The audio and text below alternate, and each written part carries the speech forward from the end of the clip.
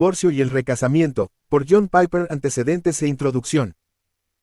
Toda mi vida adulta, hasta que me enfrenté a la necesidad de tratar con el divorcio y nuevo matrimonio en el contexto pastoral, yo tenía la opinión predominante protestante que volverse a casar después del divorcio es sancionado bíblicamente en los casos donde el divorcio fue el resultado de la deserción o el adulterio persistente.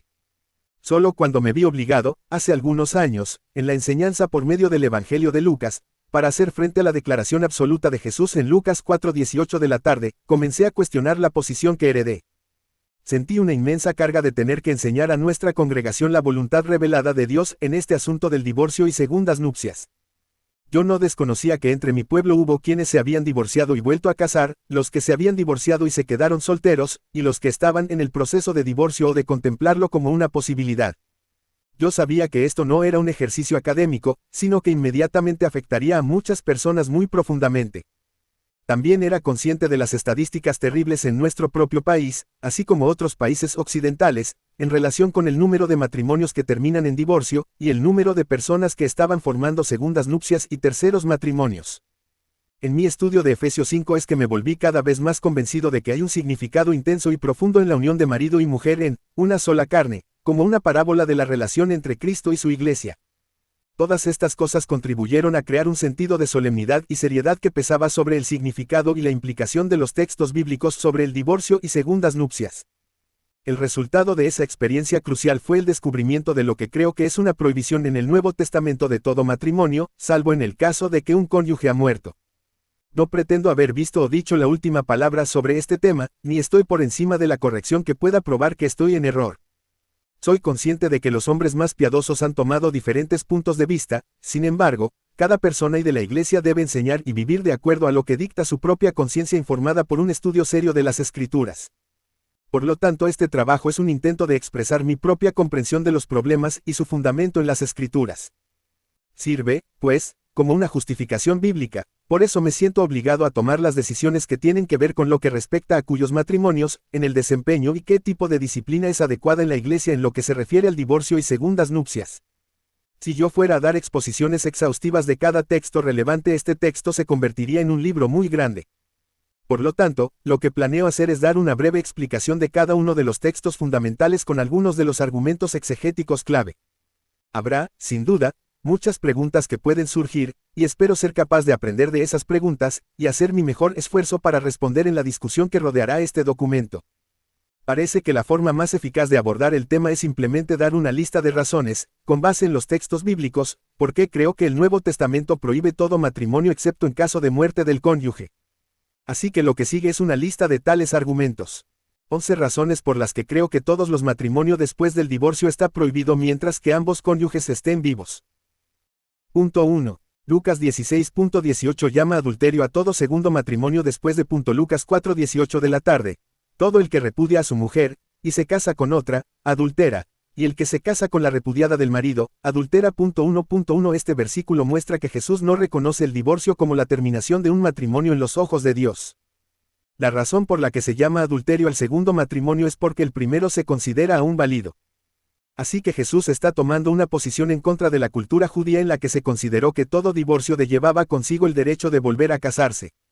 1.2 La segunda mitad del versículo muestra que no solo el hombre que se divorcia es culpable de adulterio cuando se vuelve a casar, sino también cualquier hombre que se casa con una mujer divorciada. 1.3 Dado que no existen excepciones mencionadas en el verso, y puesto que Jesús está claramente rechazando la concepción cultural común de divorcio, incluyendo el derecho de casarse de nuevo, a los primeros lectores de este evangelio les hubiera sido difícil discutir de las excepciones sobre la base que Jesús compartió el supuesto cultural de que el divorcio por infidelidad o abandono libera a una pareja para casarse de nuevo. 2. Marcos 10.11 al 12 llama adulterio el volverse a casar después del divorcio, ya sea por parte del esposo o de la esposa. Marcos 10.11 al 12. Versículo 11 Y les dijo, cualquiera que repudia a su mujer y se casa con otra, comete adulterio contra ella. 12 Y si la mujer repudia a su marido y se casa con otro, comete adulterio. 2.1 Este texto repite la primera mitad de Lucas 16.18, pero va más allá y dice que no solo el hombre que se divorcia, sino también la mujer que se divorcia y luego se vuelve a casar comete adulterio. 2.2 Al igual que en Lucas 16.18, no hay excepciones mencionadas a esta regla. 3. Marcos 10.2 al 9 y Mateo 19.3 al 8 enseña que Jesús rechazó la justificación de los fariseos sobre el divorcio en Deuteronomio 24.1 y reafirmó el propósito de Dios en la creación fue que ningún ser humano separe lo que Dios ha unido. 2. Y se acercaron los fariseos y le preguntaron, para tentarle, si era lícito al marido repudiar a su mujer. 3. Él, respondiendo, les dijo, ¿qué os mandó Moisés? 4. Ellos dijeron, Moisés permitió dar carta de divorcio y repudiarla. 5. Y respondiendo Jesús, les dijo, por la dureza de vuestro corazón os escribió este mandamiento. 6. Pero al principio de la creación, varón y hembra los hizo Dios.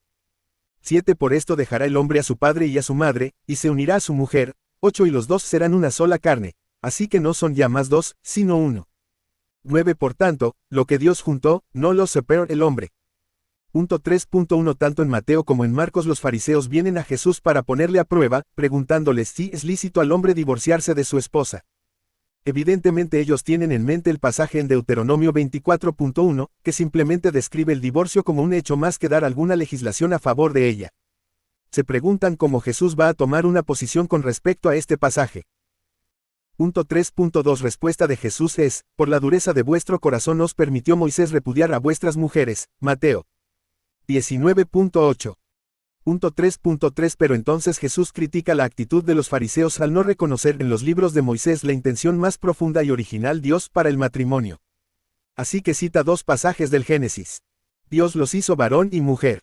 Por eso el hombre dejará a su padre y a su madre y se unirá a su mujer, y los dos serán una sola carne. Génesis 1.27, 2.24. 3.4 A partir de estos pasajes del Génesis Jesús concluye, así que ya no son dos, sino uno. Y entonces hace su declaración culminante, lo que Dios ha unido, ningún hombre lo separe.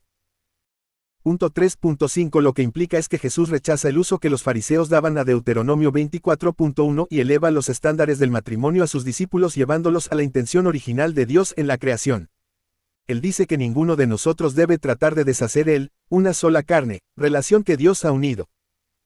3.6 Antes que saltemos a la conclusión que esta afirmación absoluta debe ser calificada en vista de la cláusula de excepción de falta de castidad, mencionada en Mateo 19.09, debiéramos considerar seriamente la posibilidad de que la cláusula de excepción en Mateo 19.9 debe entenderse a la luz de la declaración absoluta de Mateo 19.06, que no lo separe el hombre, sobre todo porque los versos que siguen a esta conversación con los fariseos en Marcos 10 no contienen ninguna excepción cuando condenan a un nuevo matrimonio.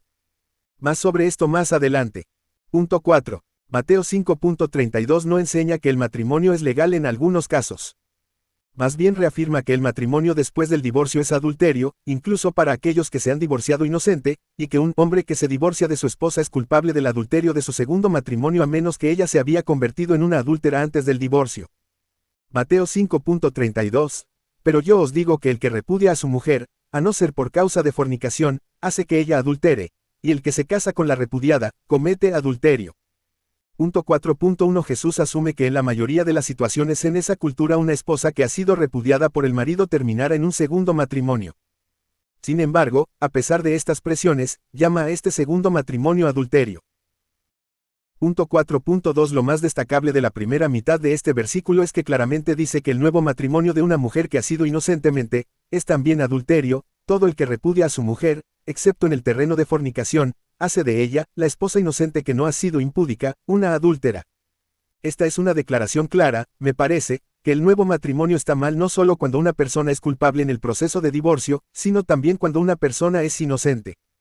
En otras palabras, la oposición de Jesús a un segundo matrimonio parece estar basado en el quebrantamiento del vínculo matrimonial por nada sino por la muerte.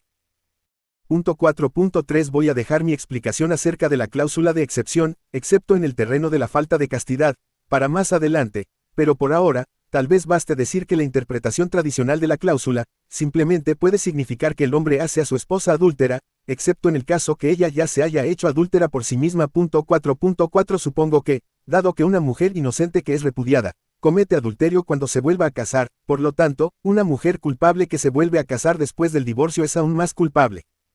Si se argumenta que esta mujer culpable es libre para casarse de nuevo, mientras que la mujer inocente que ha sido repudiada no lo es, porque el adulterio de la mujer culpable, ha roto él, una sola carne, entonces uno se pone en la incómoda posición de decir a una mujer inocente, si ahora cometen adulterio será lícito volver a casarse. Esto está mal por al menos dos razones. Punto 4.4.1. Parecer elevar el acto físico de la relación sexual al punto de ser decisivo en la unión matrimonial y la desunión. Punto 4.4.2. Si la unión sexual con otro rompe el vínculo matrimonial y legitima un nuevo matrimonio, entonces decir que una esposa inocente divorciada no puede volver a casarse, como Jesús lo dice, asume que su divorciado marido no se está divorciando de tener relaciones sexuales con otra. Esta es una hipótesis muy poco probable. Lo más probable es que Jesús asume algunos de estos esposos que se divorcian tendrán relaciones sexuales con otra mujer, pero aún así las mujeres que se han divorciado no pueden volver a casarse. Por lo tanto, el adulterio no anula una sola carne, la relación del matrimonio y a ambos, inocentes y culpables, se les prohíbe volver a casarse en Mateo 5.32. Punto 5. Primera de Corintios 7.10 al 11 enseña que el divorcio está mal, pero que si es inevitable, la persona que se divorcia no debe volverse a casarse. Versículo 10. Pero a los que están unidos en matrimonio, mando, no yo, sino el Señor, que la mujer no se separe del marido. Versículo 11. Y si se separa, quédese sin casar, o reconcilíese con su marido, y que el marido no abandone a su mujer. Punto 5.1. Cuando Pablo dice que este mandato no es suyo, sino del Señor, creo que significa que él está pensando en una frase específica Jesús histórico abordando este tema. Como cuestión de hecho, estos versos se parecen mucho a Marcos 10. Versículo 11 al 12, ya que tanto la esposa y el esposo se abordan. Además, el nuevo matrimonio parece ser excluida por el versículo 11 de la misma manera que se excluye en Marcos 10.11 al 12. Punto 5.2 Pablo parece estar consciente de que la separación será inevitable en ciertos casos. Tal vez él tiene en mente una situación de adulterio sin arrepentirse, o abandono, o la brutalidad. Pero en tal caso, dice que la persona que se ve obligado a separar no debe tratar de volver a casarse porque siguen siendo una sola. Y se refuerza la autoridad de esta declaración diciendo que tiene una palabra del Señor. Así, la interpretación de Pablo de dichos de Jesús es que el nuevo matrimonio no debe ser perseguido. Punto 5.3 Al igual que en Lucas 4:18 de la tarde, Marcos 10.11 al 12 y Mateo 5.32, este texto no se menciona explícitamente la posibilidad de excepciones a la prohibición de volver a casarse. Punto 6. Primera de Corintios 7.39 y Romanos 7.1 al 3 enseña que el nuevo matrimonio es legítimo solo después de la muerte de un cónyuge. Primera de Corintios 7:39 En 39 la mujer casada está ligada por la ley mientras su marido vive. Pero si su marido muriere, libre es para casarse con quien quiera, con tal que sea en el Señor. Romanos 7.1 al 3, ¿acaso ignoráis, hermanos, pues hablo con los que conocen la ley, que la ley se enseñorea del hombre entre tanto que éste vive?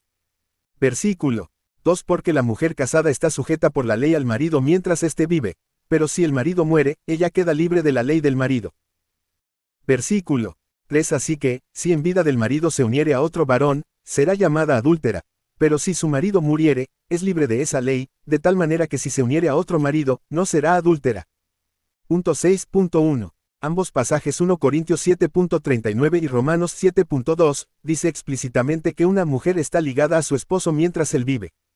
No hay excepciones explícitamente mencionadas que sugieran que podría ser libre de su marido para casarse de nuevo en cualquier otra base. Punto 7. Mateo 19.10 al 12 enseña que una especial gracia cristiana es dada por Dios a los discípulos de Cristo para sostenerlos en la soltería, cuando renuncian a volver a casarse de acuerdo a la ley de Cristo. Mateo 19.10 al 12, versículo 10 le dijeron sus discípulos, si así es la condición del hombre con su mujer, no conviene casarse. Versículo 11 Entonces él les dijo, no todos son capaces de recibir esto, sino aquellos a quienes es dado. Versículo 12 Pues hay eunucos que nacieron así del vientre de su madre, y hay eunucos que son hechos eunucos por los hombres, y hay eunucos que asimismo se hicieron eunucos por causa del reino de los cielos. El que sea capaz de recibir esto, que lo reciba. Punto 7.1 Justo antes de este pasaje en Mateo 19:9 Jesús prohibió todo nuevo matrimonio después del divorcio. Voy a tratar con el significado de, excepto por inmoralidad, a continuación, esto parecía una prohibición intolerable para los discípulos de Jesús. Si cierran toda posibilidad de volver a casarse, el matrimonio se torna tan arriesgado que sería mejor no casarse, ya que o te quedas atrapado a vivir como una persona sola para el resto de tu vida o puedes ser atrapado en un mal matrimonio. Punto 7.2 Jesús no niega la tremenda dificultad de su mando. En cambio, dice en el versículo 2, que la habilitación para cumplir con el mandamiento de no volver a casarse es un regalo divino para sus discípulos. El versículo 12 es un argumento que ese tipo de vida es de hecho posible, porque hay gente que por el bien del reino, así como las razones más bajas, se han dedicado a vivir una vida de soltería. Punto 7.3 Jesús no está diciendo que algunos de sus discípulos tienen la capacidad de obedecer su mandato de no volver a casarse y otros no. Él está diciendo que la marca de un discípulo es que ellos reciben un don de la continencia, mientras que los no discípulos no lo hacen. La evidencia de esto es, el paralelismo entre Mateo 19.11 y 13.11 al 12. El paralelismo entre Mateo 19.12 y 13.9 y versículo 43 como Mateo 11.15. El paralelismo entre Mateo 19.11 y 19.26. Punto 8. Deuteronomio 24.1 al 4 no legisla causal de divorcio, pero enseña que la una sola carne, relación establecida por el matrimonio no se borra por el divorcio o incluso por volver a casarse. Deuteronomio 24.1 al 4. Cuando alguno tomare mujer y se casare con ella, si no le agradare por haber hallado en ella alguna cosa indecente, le escribirá carta de divorcio, y se la entregará en su mano, y la despedirá de su casa. 2. Y salida de su casa, podrá ir y casarse con otro hombre. 3. Pero si la aborreciere este último, y le escribiere carta de divorcio, y se la entregare en su mano, y la despidiere de su casa, o si hubiere muerto el postrer hombre que la tomó por mujer, 4. No podrá su primer marido, que la despidió, volverla a tomar para que sea su mujer, después que fue envilecida, porque es abominación delante de Jehová, y no has de pervertir la tierra que Jehová tu Dios te da por heredad. Punto 8.1 Lo notable de estos 4 versículos es que, mientras que el divorcio se da por sentado, sin embargo, la mujer que está divorciada se convierte en envilecida por su nuevo matrimonio, versículo 4. Es muy posible que cuando los fariseos le preguntaron a Jesús si el divorcio era legítimo, él basó su respuesta negativa no solo en la intención de Dios expresado en Génesis 1.27 y 2.24, sino también de la implicación de Deuteronomio 24.4 que el nuevo matrimonio después del divorcio deshonra a una persona. En otras palabras, hay pistas amplias en la ley mosaica que la concesión del divorcio fue sobre la base de la dureza del corazón del hombre y en realidad no legitimaba el divorcio o el nuevo matrimonio. 8.2 La prohibición de la esposa de regresar a su primer marido, incluso después de la muerte de su segundo marido, ya que es una abominación, sugiere muy fuertemente que en la actualidad el segundo matrimonio no debe ser dividido con el fin de restaurar el primero. Para ver la explicación de Ed y Wenhams acerca de esto. Leer, Jesus and Divorce, pag. 110. Punto 9. Primera de Corintios 7.15 no quiere decir que cuando un cristiano es abandonado por su cónyuge no creyente él o ella es libre de casarse de nuevo. Esto significa que el cristiano no está obligado a luchar a fin de preservar la unión. La separación es permisible si el incrédulo insiste en ello. Primera de Corintios 7.15. Pero si el incrédulo se separa, sepárese, pues no está el hermano o la hermana sujeto a servidumbre en semejante caso, sino que a paz nos llamó Dios. Punto 9.1 Hay varias razones por que la frase, no estás sujeto, no debe interpretarse en el sentido de que, es libre de casarse de nuevo. Punto 9.11 El matrimonio es una ordenanza de la creación obligatoria de todas las criaturas humanas de Dios, independientemente de su fe o falta de fe. Punto 9.12 La palabra usada para, sujeto, doulu, en el versículo 15 no es la misma palabra usada en el versículo 39 donde Pablo dice, la mujer está ligada, deo, a su marido mientras él vive. Pablo utiliza constantemente deo, cuando habla de los aspectos jurídicos de estar ligado a un compañero de matrimonio, Romanos 7.2, 1 de Corintios 7.39, o la propia novia, 1 Corintios 7.27. Pero cuando se refiere a que un cónyuge abandonado no está atado en 1 Corintios 7.15 de la mañana, elige una palabra diferente doulu, que es de esperar que lo haga si no quería dar al cónyuge abandonado la misma libertad para casarse de nuevo que le da a un cónyuge cuya pareja ha muerto. Versículo 39. 9.13 La última frase del versículo 15. Dios nos ha llamado a la paz. Soporta mejor el verso 15 si Pablo dice que la pareja que deserta no está obligado a hacer la guerra contra el no creyente con el fin de que él o ella se quede. A mí me parece que la paz que Dios nos ha llamado es la paz de la armonía conyugal. Por lo tanto, si el cónyuge no creyente insiste en salir, entonces la pareja creyente no está obligada a vivir en perpetuo conflicto con el cónyuge no creyente, pero es libre e inocente en dejar que él o ella van. 9.14 Esta interpretación también conserva una armonía más cercana a la intención de los versículos 10, 11, donde una inevitable separación no implica el derecho de volver a casarse. 9.15 El verso 16. Porque ¿qué sabes tú, mujer, si salvarás a tu marido? ¿O cómo sabes tú, marido, si salvarás a tu mujer? Es un argumento que no se puede saber, por lo que no debe ser la esperanza de salvar un motivo de lucha para hacer que se quede. Esto apoya la comprensión del verso 15 que se enfoca en no esclavizarse a permanecer juntos, en lugar de no ser esclavizados a decir una sola. Punto 9.16 Pablo no ve la vida de soltero como una vida de esclavitud y por lo que no habría llamado a la necesidad de permanecer solo un estado de esclavitud. Punto 10. Primera de Corintios 7.27 al 28 no enseña el derecho de las personas divorciadas a casarse. Se enseña que las vírgenes deberían considerar seriamente la vida de la soltería, pero no pecan si se casan. Primera de Corintios 7.27 al 28 en 27 estás ligado a mujer. No procures soltarte. Estás libre de mujer. No procures casarte. 28 más también si te casas, no pecas, y si la doncella se casa, no peca, pero los tales tendrán aflicción de la carne, y yo os la quisiera evitar. Punto 10.1 Recientemente algunas personas han argumentado que este pasaje se refiere a las personas divorciadas, porque en el versículo 27 Pablo pregunta, ¿estás libre, literalmente, desatado, de una mujer? Algunos han supuesto que él quiere decir, ¿estás divorciado? Así, se dice en el versículo 28 que no es pecado cuando los divorciados se vuelven a casar. Hay varias razones porque esta interpretación es muy poco probable. Punto 10.11 El verso 25 es señal de que Pablo está comenzando una nueva sección y hace frente a un tema nuevo. Él dice, en cuanto a las vírgenes, Tom Partenón, no tengo mandamiento del Señor, pero doy mi opinión como quien por la misericordia del Señor es digno de confianza. Él ya ha tratado el problema de las personas divorciadas en los versículos 10 al 16. Ahora él tiene un asunto sobre aquellos que aún no se han casado, y él señala esto al decir, en cuanto a las vírgenes. Por lo tanto, es muy poco probable que las personas a que se refieren los versículos 27 y 28 estén divorciadas. Punto 10.12 Una declaración de plano de que no es pecado para los divorciados volverse a casar, versículo 28, estaría en contradicción con el versículo 2, donde dice que una mujer que se ha separado de su marido debe permanecer soltera. Punto 10.3 El versículo 36 está la misma situación vista en los versículos 27 y 28, pero se refiere claramente a una pareja que aún no se ha casado. 36 Pero si alguno piensa que es impropio para su hija virgen que pase ya de edad, y es necesario que así sea, haga lo que quiera, no peca, que se case. Este es lo mismo que el versículo 28 donde Pablo dice, pero si te casas, no pecas.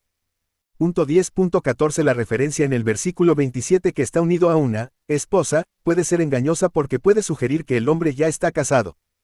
Sin embargo, en griego, la palabra de la esposa es simplemente mujer, y puede referirse a un hombre comprometido, así como a su esposa. El contexto exige que la referencia es a la virgen comprometida con un hombre, no a su cónyuge. Así que, estar atado, y ser desatado, tiene referencia a si una persona está comprometida o no. Punto 10.15 Es significativo que el verbo que Pablo usa para desatado, luo, o libre, no es una palabra que se utiliza para el divorcio. Las palabras de Pablo para el divorcio son el chorizo, versículos 10, 11.15. Cefe Mateo 19.6, y afienai, versículos 11, 12.13. Punto 11. La cláusula de excepción de Mateo 19:9 no implica necesariamente que el divorcio por causa de adulterio libera a la persona de volverse a casar. Todo el peso de la evidencia del Nuevo Testamento dado en los últimos 10 puntos está en contra de este punto de vista, y hay varias maneras de hacer el buen sentido de este verso para que no entre en conflicto con la enseñanza general del Nuevo Testamento que el nuevo matrimonio después del divorcio está prohibido. Mateo 19.9, y yo os digo que cualquiera que repudia a su mujer, salvo por causa de fornicación, y se casa con otra, adultera, y el que se casa con la repudiada, adultera. Punto 11.1 Hace varios años enseñé a nuestra congregación en 2 servicios de la tarde respecto a mi comprensión de este versículo y él argumentó que, salvo por causa de fornicación, no se refiere al adulterio, sino a la fornicación sexual prematrimonial que un hombre o una mujer descubre en la pareja prometida. Desde entonces he descubierto otras personas que tienen este punto de vista y que han dado un estudio más profundo que el mío. También he descubierto muchas otras formas de entender este versículo, que también excluyen la legitimidad de un nuevo matrimonio.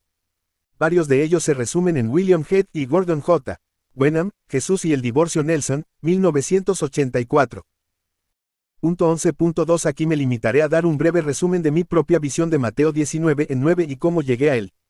Comencé, en primer lugar, por la preocupación de que la forma absoluta en que Jesús habla sobre el divorcio y nuevo matrimonio en Marcos 10.11 y 12 y Lucas 16.18 no se condis por Mateo, si efectivamente la cláusula de excepción es una laguna de divorcio y segundas nupcias.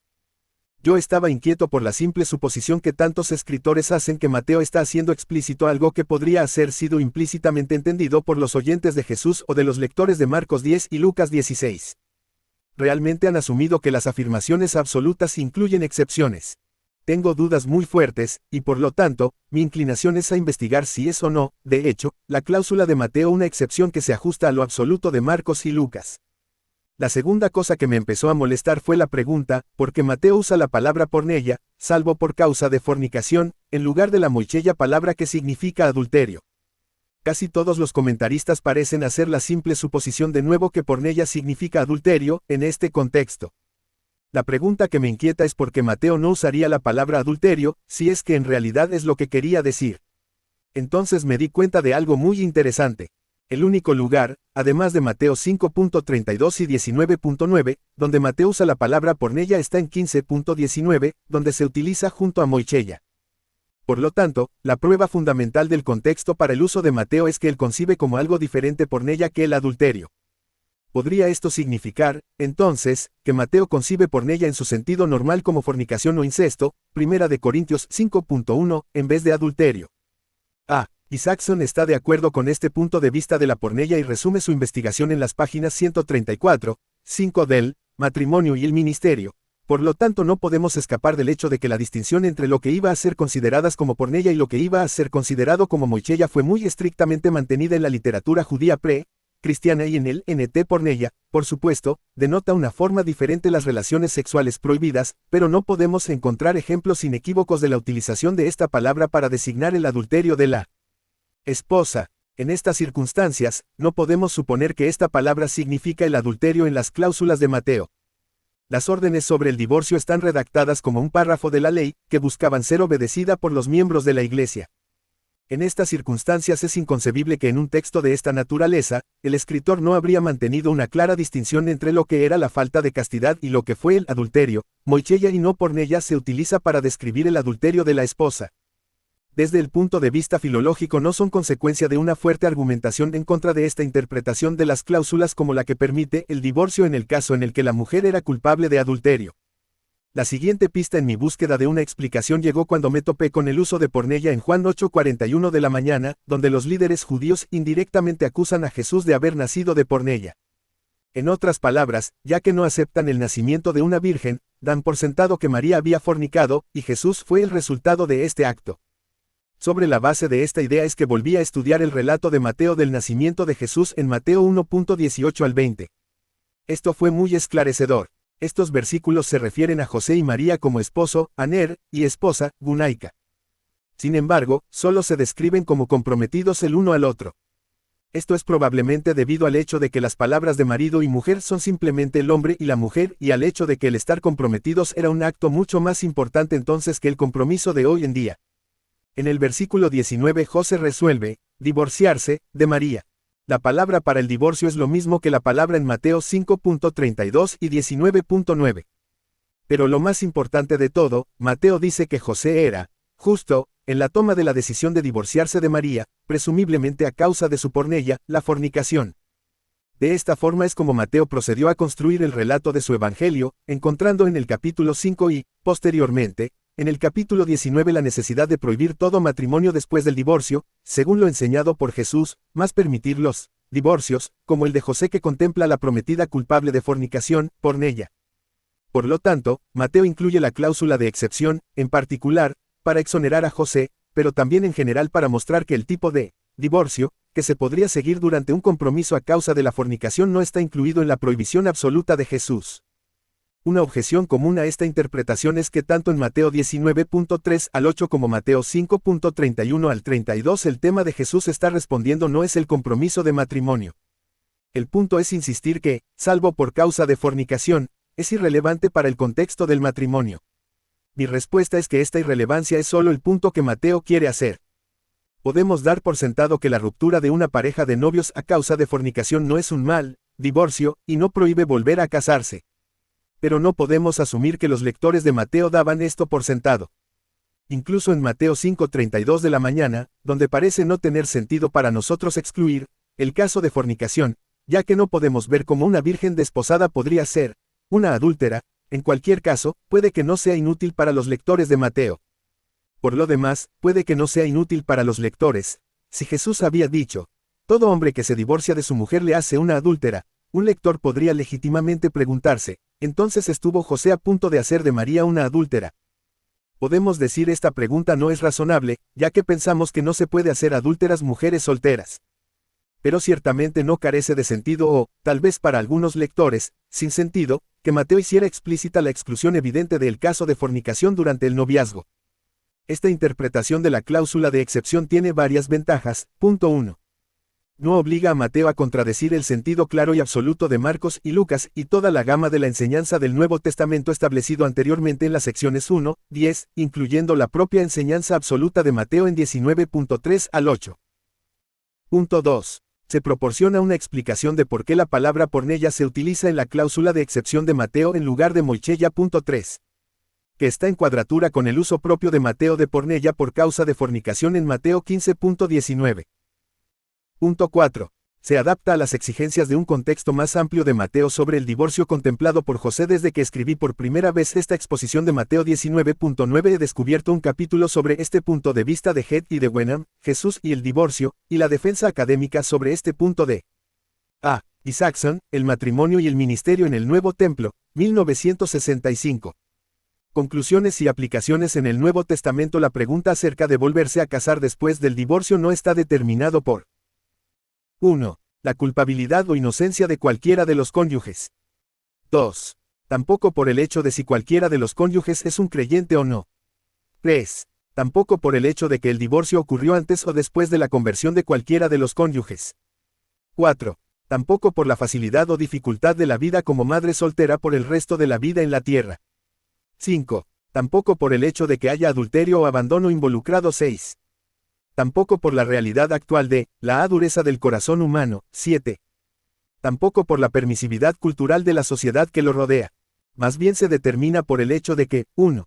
El matrimonio es una relación de una sola carne, mandato divino y extraordinaria importancia a los ojos de Dios, Génesis 2:24 de la mañana, Mateo 19.05, Marcos 10.08. 2. Solo Dios, no el hombre, puede terminar esta relación de una sola carne. Mateo 19.06, Marcos 10.09, es por eso que el nuevo matrimonio es llamado adulterio por Jesús. Él asume que el primer matrimonio es todavía vinculante, Mateo 5.32 y Lucas 16.18, Marcos 10.11. 3. Dios termina la relación de una sola carne del matrimonio solo a través de la muerte de uno de los cónyuges, Romanos 7.1 al 3, Primera de Corintios 7.39.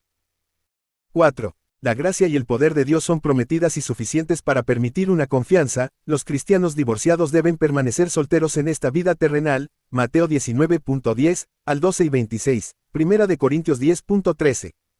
5. Frustraciones temporales y las desventajas son mucho más preferible a la desobediencia del nuevo matrimonio, y dan gozo profundo y duradero, tanto en esta vida y la vida venidera, Mateo 5.29 al 30. Los que ya se volvieron a casar, 1.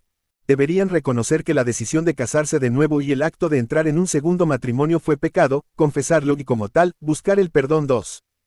No debe intentar volver a la primera pareja después de entrar en una segunda unión. Ver punto 8.2. 3. No deberían separarse y vivir como personas solteras pensando que esto se traduciría en menos pecado porque todas sus relaciones sexuales son actos de adulterio. La Biblia no da recetas para este caso particular, pero los segundos matrimonios son tratados en forma destacada ante los ojos de Dios. Es decir, hay promesas hechas y una unión formada. No debería haber sido formada, pero lo fue. No es para tomarse a la ligera. Las promesas deben mantenerse, y la unión ha de ser santificada a Dios. Aunque no es el estado ideal, que permanezcan en un segundo matrimonio es la voluntad de Dios para una pareja y sus relaciones en curso no debe ser considerado como adúltera. Pastor, John Piper. Reformador reformandome.wordpress.com